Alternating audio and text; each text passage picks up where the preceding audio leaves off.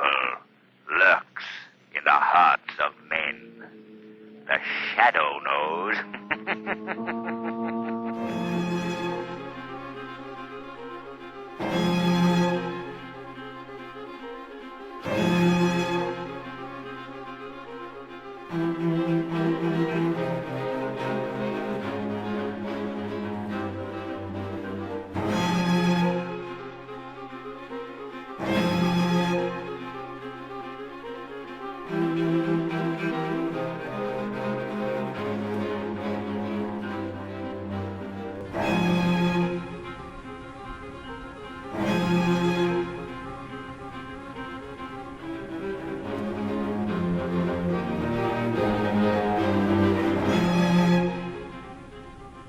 Greetings, ladies and gentlemen. I am the Shadow. Today, yet another story from Hans Christian Andersen, this one entitled The Nightingale.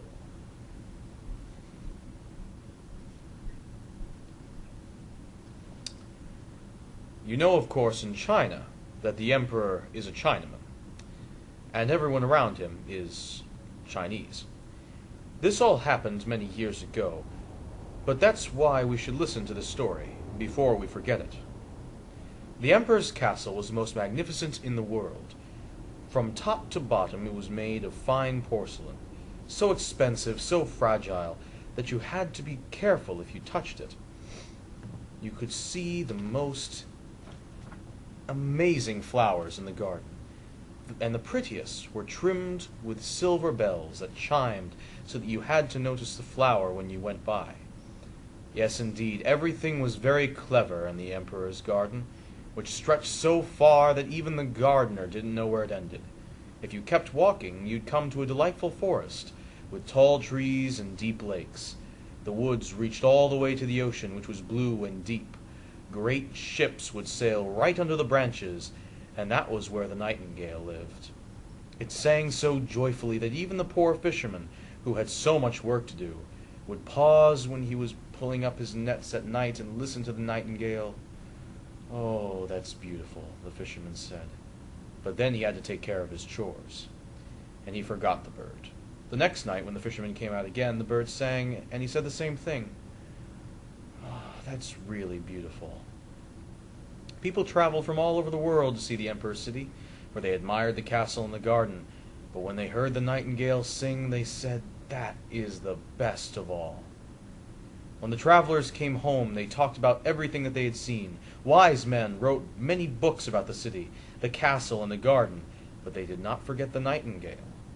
In fact, they mentioned it first, and poets who could write wrote the most beautiful poems, all about the nightingale in the woods by the deep sea. People all over the world read those books, and some of them even reached the emperor, who sat in his gold chair and read, nodding his head constantly, because he enjoyed the splendid descriptions of his city, his castle, and his garden. "But the nightingale is the best thing of all," the book said. "What on earth?" the emperor said. "The nightingale? I've never heard of it. Is there a bird like that in my empire, even in my own garden? No one ever told me. I had to find out by reading about it." He called one of his courtiers, who was so refined that when someone of a lesser station dared speak to him or ask him a question, he answered only with "Pff," which meant nothing at all.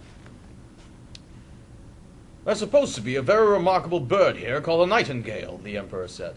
"People say that it's the very best thing in my kingdom. Why hasn't anyone said anything about it to me?"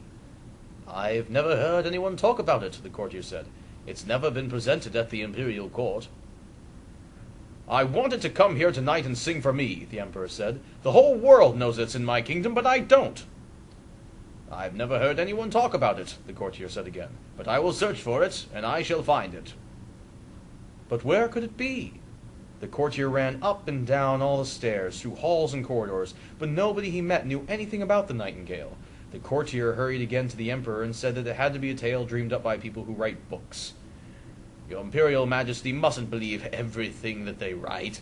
It's all made up. It's what they call black art." "But the book where I read it was sent to me by a great and mighty Emperor of Japan," the emperor said. "So it must be true. I want to hear the nightingale. I want it here tonight." I've granted it my highest imperial favor. If it doesn't show up, I'll have the whole court pounded on the stomach as soon as they have eaten dinner. Zink, the courtier said. And once more he ran up and down all the stairs, through all the rooms and the corridors. Half the court ran along because the courtiers did not want to be pounded on the stomach. Everyone asked about the mysterious Nightingale, the one that everyone in the world knew about but nobody at the court had heard of. Finally they ran into a little girl in the kitchen who said, "Oh yes, the Nightingale, I know all about it. It sure can sing. Every night I'm allowed to take a few leftovers home to my poor sick mother. She lives down by the sea. And when I go home in the rest of the woods, I hear the Nightingale sing, and I get tears in my eyes. It's just like my mother kissed me." Little kitchen maid, the courtier said, "I'll get you a steady job in the kitchen and permission to watch the Emperor eat if you can lead us to the Nightingale. It has to be summoned to perform tonight." Then they all set out for the forest, where the Nightingale usually sang. Half the court came along, and as they walked along, the cow began to moo. "Oh," the young lord said, "there we have it. The voice is remarkable for such a little creature. I'm quite certain that I've heard it before." "No, that's the cows mooing," the kitchen maid explained. "We still have a long way to go." Then the frogs started to croak in the pond. "That's lovely," the imperial Chinese chaplain declared. "I've heard her now. It's like church bells." "No, those are frogs," the kitchen maid said. "But I think we'll hear the Nightingale soon." Then the Nightingale began to sing. "That's it," the little girl said. "Listen, listen, there it is." She pointed to the little gray bird sitting in the tree. "Really?" the courtier said. "I never thought that the bird would look like that. It's so plain.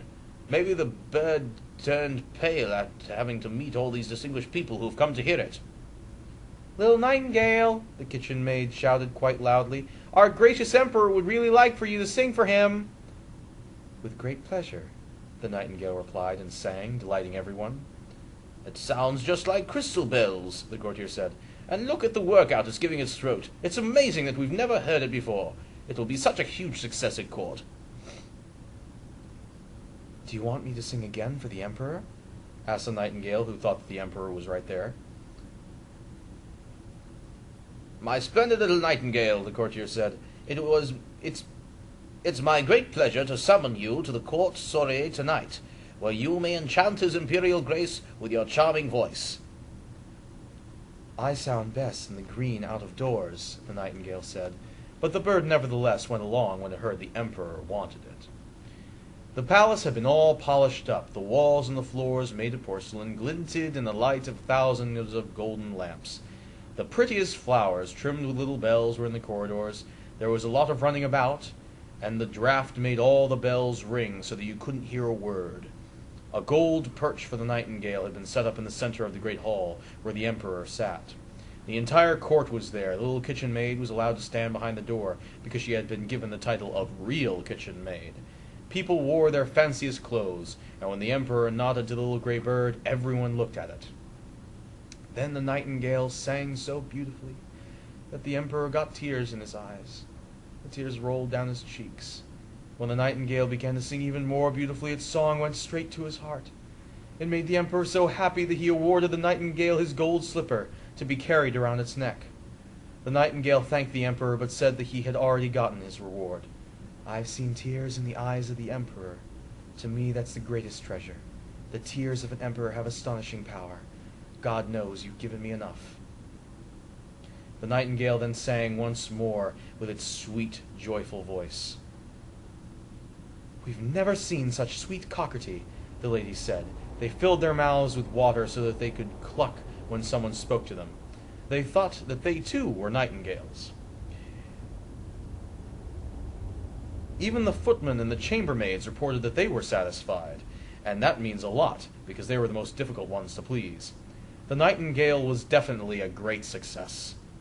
It was decided that the Nightingale would remain at court and have its own cage, as well as the freedom to go outside twice a day and once at night. It was accompanied by 12 servants, each of whom held tight to a silk ribbon attached to the bird's leg. An outing like that was no fun at all. The whole city talked about the remarkable bird. Whenever two people met, the first one needed only to say, "Night?" before the other said, "Gale." And then they sighed and understood each other. What's more, 11 grocers named their children after the Nightingale, but every one of them had a tin ear. One day the emperor got a big package, and on the outside was written the word Nightingale. "Here's a new book about our famous bird," the emperor declared. But it was not a book. It was a work of art. Inside the box lay an artificial nightingale. It was supposed to look like the real one, but it was covered with diamonds, rubies, and sapphires. As soon as you wound it up, it sang one of the melodies that the real one sang. And its tail went up and down, gleaming of silver and gold. Around its neck was a little ribbon that said, "The Japanese emperor's nightingale cannot compare with the emperor of China's." "It's lovely," all the courtiers said, and the person who delivered the artificial bird was immediately given the title of Supreme Imperial Nightingale Bringer. "They have to sing together. What a great duet it will be." So they had to sing together. But it didn't quite work because the real bird had its own style, and the artificial bird had only its mechanical parts.